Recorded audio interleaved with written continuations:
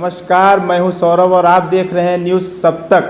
News सप्तक के सभी दर्शकों का पुनः बहुत बहुत स्वागत है। आज हमारे स्टूडियो में भारत चीन सीमा विवाद पर बात करने के लिए खास मेहमान श्री प्रांजल चतुर्वेदी जी का आगमन हुआ है और क्या है यह पूरा मामला, इस विषय पर आमने सामने बात कार्यक्रम में हम श्री प्रांजल चतुर्वेदी से पूरे मामले को जानेंगे। प्रांजल जी, आपका बहुत बहुत स्वागत है हमारे न्यूज़ सप्तक स्टूडियो में। धन्यवाद।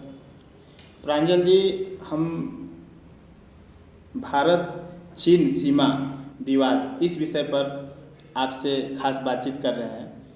इस संदर्भ में मेरा पहला जो प्रश्न है आपसे, पूरा भारत चीन सीमा विवाद है क्या और इसका मूल कारण आप क्या मानते हैं? क्या भारत चीन की सीमा में प्रवेश कर गया है? देखिए, अगर मुझे इसके कारणों पे बोलने के लिए कहा जाए तो वर्तमान परिस्थिति ऐसी है कि किसी एक कारण को सुनिश्चित या चिन्हित नहीं किया जा सकता। चीन में, हांगकांग में विद्रोह चल रहा है, तिब्बत में अलगाव की भावना है और पूरे चीन में एक भावना है कि कोरोना वायरस के उत्पत्ति के लिए व लोगों के मानवाधिकार हनन के लिए चाइना की कम्युनिस्ट सरकार जिम्मेदार है। एक तरफ जहां इस सीमा विवाद के जरिए चीन की सरकार चीनी लोगों में राष्ट्रवाद की भावना को जागृत करना चाहती है, वहां स्ट्रेटेजिक रूप से वो जो दुनिया का पूरा ध्यान नोवेल कोरोना वायरस पे केंद्रित था, उससे इस विवाद की ओर आकर्षित करना चाहती है। अच्छा, तीसरा सबसे महत्वपूर्ण बात, भारत सरकार जिस सड़क का निर्माण कर रही है गैलवान रिवर के लेक के पास, तो चीन का एक उद्देश्य ये भी है कि किसी प्रकार से इसको अवरोधित किया जाए, इसको रोका जाए। अच्छा, अगर ये सड़क वर्तमान सरकार सफलतापूर्वक बना लेती है तो भविष्य की दृष्टि से इसके बड़े लाभ होंगे। जहां पे भारतीय सेना पेट्रोलिंग करने में अपनी गति में तीव्रता ले आ पाएगी, वहीं पे काराकोरम रेंज में जो भारतीय सैनिक हैं उनको सुविधाएं पहुंचाने में सुलभता होगी। अगर सीक्वेंस से देखें तो 5 मई को सबसे पहले इसकी शुरुआत हुई। 5 मई को पैंगोंग लेक के रीजन पे, जिसका 70% चाइना के पास है, वहां पे कुछ विद्रोह की, कुछ संघर्ष की स्थिति उत्पन्न हुई। इसके बाद फिर गैलवान लेक, जो सबसे महत्वपूर्ण बिंदु है, गैलवान फ्लैग पॉइंट ऊपर की ओर है और जो भारत सड़क निर्माण कर रहा है वो नीचे है। और वहां पे से केंद्रित करने में नीचे, वहां पे चाइना ने अपने बलों को बिल्कुल स्थापित कर दिया है, सशस्त्र बल स्थापित कर दिए हैं। वहां से नीचे की ओर केंद्रित करने में चीन को बड़ी सुलभता होगी, जिससे भारत वास्तव में चिंतित है कि भविष्य में इसके प्रतिकूल परिणाम हमें देखने के लिए मिल सकते हैं।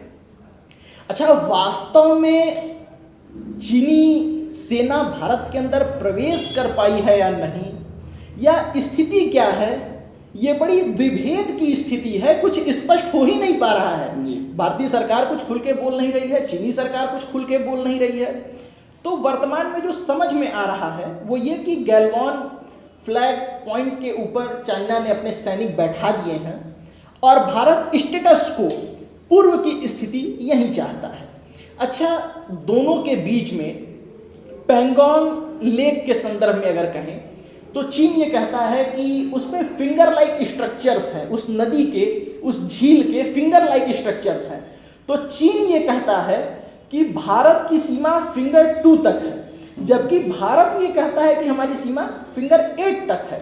फिंगर 4 और फिंगर 8 के बीच का जो 10 किलोमीटर का लगभग क्षेत्रफल है, जिसको हम ग्रे एरिया के नाम से जानते हैं, तो ये अक्सर हो जाता है कि वहां पे दोनों सेनाएं पेट्रोलिंग करती हैं और ये अक्सर हो जाता है कि दोनों सेनाएं आमने सामने हो जाएं, जिसके कारण इधर लगातार कुछ महीनों से हम ये देखते आ रहे हैं कि भारतीय सैनिकों की और चीनी सैनिकों की कन्फ्रंटेशन की, एक दूसरे के आमने सामने की स्थिति ज़्यादा उत्पन्न हो रही है, काफ़ी झड़प भी हो रही है। काफ़ी झड़प हो रही है। और तीसरा जो कॉन्फ्लिक्ट का, जो विभेद का बिंदु रहा, वो है हॉट स्प्रिंग रीजन। तो ये भी कहा जा रहा है कि हॉट स्प्रिंग रीजन में जो चाइना इंट्रूजन कर रहा है वो मात्र एक कारण से कर रहा है कि पेंगोंग लेक के रीजन पे और ग्लेमोन लेक के रीजन पे जो इंट्रूजन कर रहा है उससे भारतीय सरकार का, भारतीय सैनिकों का ध्यान भटकाया जा सके। तो कुल इसी प्रकार की स्थिति है भारतीय चीन सीमा विवाद। 1962 भारतीय चीनी विवाद, इंडो चाइना वॉर के समय चीन ने अक्साई चीन का जो एरिया है, जिसका पुराना नाम गोमुख था, उसको 1962 में अपने कब्जे में ले लिया। पंडित नेहरू ने कहा था कि वो ज़मीन बंजर है और उसकी क्या महत्ता। तो वास्तव में वो जो भूमि थी वो चीनी सरकार मूर्ख नहीं थी, वो स्ट्रेटेजिक रूप से इतनी महत्वपूर्ण भूमि थी कि वो तिब्बत और लद्दाख उसके दोनों तरफ थे। तो उस पॉइंट पे बैठ करके तिब्बत और लद्दाख दोनों की गतिविधियों पे भारतीय सैनिक नजर रख सकते थे, इसलिए चीन की सरकार ने उस समय उसको अपने कब्जे में ले लिया।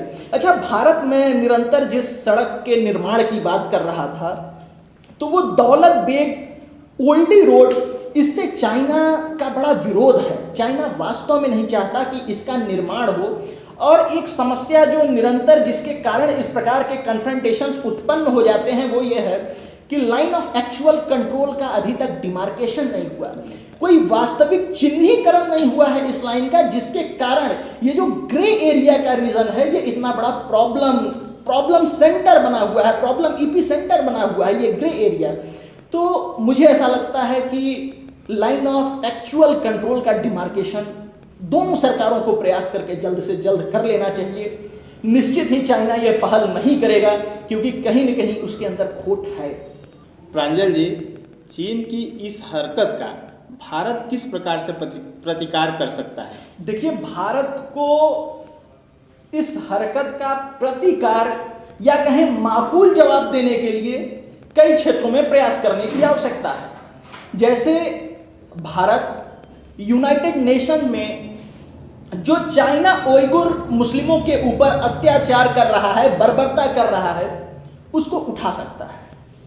तिब्बत जो कि चाइना का अभी एक क्षेत्र है, और अभी चाइना की डिप्लोमेटिक पॉलिसी ये है कि वन चाइना, ये वन चाइना की डिप्लोमेटिक पॉलिसी को इंडिया छोड़ करके जो क्षेत्र चीन से विद्रोह करके अलग होना चाहते हैं, चाहे वो हांगकांग हो, चाहे वो तिब्बत हो, जहां के लोगों में नाराजगी है, तो इनको एक स्वतंत्र राज्य का दर्जा दे या ना दे, लेकिन ऐसा प्रतीत करा सकता है कि हम इनको स्वतंत्र राज्य का दर्जा देंगे, जो कि चाइना में एक तनाव की स्थिति पैदा करेगा। तीसरी, मुझे लगता है कि ये बहुत सार्थक होगा नहीं होगा, बाइकॉट चाइना। हमारे पास एक इंडियन गवर्नमेंट मैं कम कहूँगा, इंडियन लोगों के पास एक ऐसा वेपन है जिसका हम यूज़ कर सकते हैं। मैं ये नहीं कहता कि इसके बड़े सार्थक प्रभाव होंगे, इसके कारण मैं आगे अगर चर्चा होती है तो मैं बताऊंगा। वहीं वर्ल्ड कोर्ट में, इंटरनेशनल कोर्ट ऑफ जस्टिस में इंडिया कोरोना वायरस के इशू को रेज करे, ये चाइना के ऊपर एक बहुत बड़ा डिप्लोमेटिक प्रेशर होगा। आज चाइना पूरी दुनिया से अलग थलग पड़ा हुआ है। म्यांमार और अफगानिस्तान जैसे देशों को, पाकिस्तान जैसे देशों को इसने अपने कर्ज के नीचे दबा दिया है, ये भी नाखुश हैं। तो इस स्थिति में चाइना को घेरना मुझे लगता है आसान होगा। जहाँ चाइना के अंदर ये भाव है कि अब हम कई फ्रंटों पे एक साथ मुकाबला कर सकते हैं, उस स्थिति में चाइना को इस प्रकार से घेरा जाना चाहिए डिप्लोमेटिकली, नॉट बाय वॉर। युद्ध से दोनों देशों के नुकसान होंगे और अधिक आर्थिक नुकसान होंगे, चाइना इस बात को समझता है। तो मुझे लगता है कि इन सभी कदमों को एक साथ लेकर के भारत चाइना पे डिप्लोमेटिक प्रेशर बना सकता है, ग्लोबल प्रेशर। भारत का कुल चीन से व्यापार संबंध है, यानी भारत कुल चीन से जो आयात करता है वो मात्र 2% है।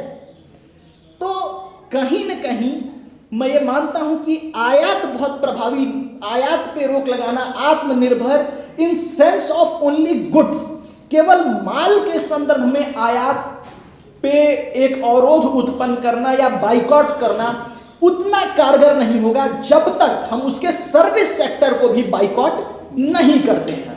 हमें उसके बनाए ऐप्स, जैसे नाम लेना ठीक नहीं होगा, उनका बाइकॉट करना चाहिए। काफी चलन में भी है आज का युवा वर्ग खासा उससे प्रभावित है, और दिल्ली की गलियों में तो उसी के नाम से गलियों का नामांकरण भी हो गया, कैनॉट पैलेस के पास।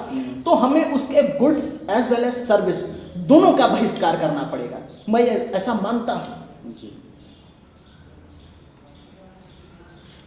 चीनी निर्यात का भारतीय बाजार में आप क्या प्रभाव देखते हैं? अच्छा, चीनी निर्यात का भारतीय बाजार में प्रभाव के संबंध में अगर मैं बताऊं तो विद्युत उपकरण 60%, खिलौना उपकरण 90%, 60% मोबाइल इंडस्ट्री केवल 3 कंपनियों के पास हैं जो चीनी नामी कंपनियां हैं। इसके बाद फार्मास्यूटिकल एजेंसी, दवाइयों के संदर्भ में चाइना का विशेष निर्यात है। साइकिल गरीबों का एक चिन्ह, एक प्रतीक मानी जाती है। यहां तक कि गरीबों के उस प्रतीक के हमारे प्रोडक्शन में भी चाइना का योगदान 50% का है। तो भारतीय बाजार में चाइना की ये मजबूत, हमारे यहाँ अवसर आए ऐसा, या अवसर सरकार की तरफ से कोई ऐसी पहल हो कि हम अपने ही देश में वो चीज़ें विकसित कर लें। सरकार ये पहल करे कि व्यक्ति अवसरों का निर्माण करने में सबल हो जाए, हमारे उद्योग अवसरों का और रोजगार का निर्माण करने में सफल हो जाएं। सरकार को ये पहल करनी चाहिए। चाइना के आर्थिक बहिष्कार को आप किस रूप में देखते हैं? देखिए, मैं थोड़ी देर पहले भी कहा, चीन ने जापानीज प्रोडक्टों का बहिष्कार 1930 में किया। America, United state of America ने फ्रांस प्रोडक्टों का, फ्रांस द्वारा प्रोडक्शन की गई वस्तुओं का बहिष्कार किया। इसके बाद भारत का एक स्वदेशी आह्वान भी रहा, मैं इस पे भी आऊँगा। अरब ने इजराइल की वस्तुओं का बहिष्कार किया, लेकिन ये तीनों बहिष्कार सफल क्यों नहीं हो पाए, मैं आपसे बताऊं। क्योंकि लोगों की मांग के विकल्प की कमी थी। हमें भारत में उस विकल्प को बनाना पड़ेगा कि अगर हम चीनी प्रोडक्टों से हटते हैं तो हमारे पास उसका विकल्प क्या है, हम कहाँ जाएं, हम कहाँ जाना चाहते हैं, क्या प्राप्त करना चाहते हैं, किन चीज़ों का प्रोडक्शन हो। हमें वो विकल्प लोगों को, आम जनमानस तक मुहैया कराना पड़ेगा। वरना पिछले 3 बहिष्कार मैंने जो बताया, यूनाइटेड स्टेट ऑफ अमेरिका का बहिष्कार, चीन का जापानीज प्रोडक्टों का बहिष्कार और अरब देश के लोगों का इजराइल के प्रोडक्टों का बहिष्कार, ये असफल हो गया केवल विकल्पों के अभाव में। तो भारतीय सरकार को, भारतीय मूल की सरकार को, राज्यों की सरकार को ये प्रयास करना पड़ेगा कि लोगों तक अच्छे विकल्प पहुंचे। अंतिम और सबसे महत्वपूर्ण सवाल है मेरा आपसे, हमें चीनी बाजार से प्रतिस्पर्धा में किन पहलुओं पे ध्यान केंद्रित करने की आवश्यकता है? देखिए, NSTMIS, national science and technology management information system, और DST, department of science and technology, ने अपनी रिपोर्ट में बताया कि भारत ने अपने रिसर्च एंड डेवलपमेंट में 2004-05 से 2014-15 में 3 गुना इजाफा किया है। अच्छा, 3 गुना इजाफा तो बड़ा सुंदर सुनने में लगता है, लेकिन भारत अपनी कुल अर्थव्यवस्था, कुल GDP का मात्र 0.7% रिसर्च एंड डेवलपमेंट, अनुसंधान और विकास पे खर्च करता है। वहीं अगर चाइना की बात करें तो चाइना अपनी पूरी अर्थव्यवस्था, अपनी पूरी GDP का 2%, और वहीं इजराइल जैसे देशों का बात करें जो कि सफल हैं, वो 4.3% अपनी अर्थव्यवस्था का रिसर्च एंड डेवलपमेंट पे इन्वेस्ट करते हैं। भारत इस रिसर्च एंड डेवलपमेंट, इस अनुसंधान पे निवेश में आज भी बहुत पीछे छूटा हुआ है। भारत को रिसर्च एंड डेवलपमेंट पे फोकस करने, अधिक फोकस करने की आवश्यकता है।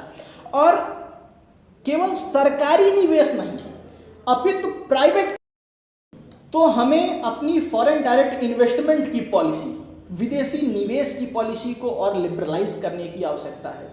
जितना एफडीआई चीन को मिलता है उसका मात्र 25%, अगर तुलना करें तो मात्र 25% भारत को, और जितना अमेरिका को मिलता है उसका मात्र 10% भारत को मिलता है। तो हमें अपनी एफडीआई की पॉलिसी को, फॉरेन डायरेक्ट इन्वेस्टमेंट की पॉलिसी को लिबरलाइज करने की आवश्यकता है। इसके सीधे लाभ हमें क्या होते हैं? हमारा लोकल इंफ्रास्ट्रक्चर डेवलप होता है और हमारे लोगों को रोजगार मिलते हैं। तो हमें अपनी एफडीआई की पॉलिसी को एक तरह से और बूस्टअप करने की, लिबरलाइज करने की आवश्यकता है। अच्छा, सबसे महत्वपूर्ण जो सिद्ध होगा, चाइना से प्रतिस्पर्धा में हमें अपने क्षेत्रीय उद्योगों को बढ़ावा देना होगा। हमारी लोकल इंडस्ट्रीज और खासकर स्मॉल स्केल इंडस्ट्रीज, जो लघु उद्योग हैं, हमें उसकी ओर ध्यान केंद्रित करने की आवश्यकता है। पहले ये कहा जाता था कि राजा युद्ध करते थे, लेकिन हमारे गांव तो जस के तस वैसे ही पड़े रहते थे। तो हमें गांवों को फिर से आत्मनिर्भर बना करके गांधी जी के ग्राम्य स्वराज के सपने को पूर्ण करने का आज वक्त आ चुका है। अच्छा, अंतिम और सबसे अच्छा मैं जो बिंदु कहूँगा वो ये कहूँगा कि सबसे पहले हमें उद्योगपतियों को अपराधी के रूप में देखना बंद करना होगा। उद्योगपतियों की किसी भी देश के विकास में एक बड़ी भूमिका होती है, और जिसका सम्मान अमेरिका करता है, जिसका परिणाम आज अमेरिका है। भारत अपने उद्योगपतियों का सम्मान नहीं करता, जिसके कारण भारतीय उद्योगपति आत्महत्या करने के लिए या भारत से विदेशों में पलायन करने के लिए बाध्य हो जाते हैं। तो इन प्रकारों से हम चाइना का आर्थिक रूप से जवाब दे सकते हैं या एक सशक्त आर्थिक राष्ट्र बन के खड़े। प्रांजल जी, आपने अपना कीमती समय निकालकर हमारे न्यूज़ सप्तक स्टूडियो में पधारे, इसके लिए आपको मेरी पूरी यूनिट की तरफ से बहुत बहुत आभार, बहुत बहुत धन्यवाद। मैं पूरी यूनिट को अपना धन्यवाद ज्ञापित करता हूँ। धन्यवाद।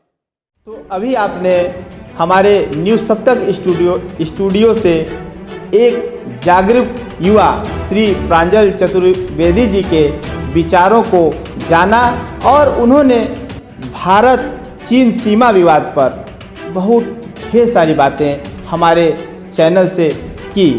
आगे भी हम अपने न्यूज़ सप्तक स्टूडियो से ऐसे ही महान विभूतियों के इंटरव्यू आप तक पहुंचाते रहेंगे। तब तक के लिए मुझे यानी अपने सौरभ को विदा दीजिए। जय हिंद, जय भारत।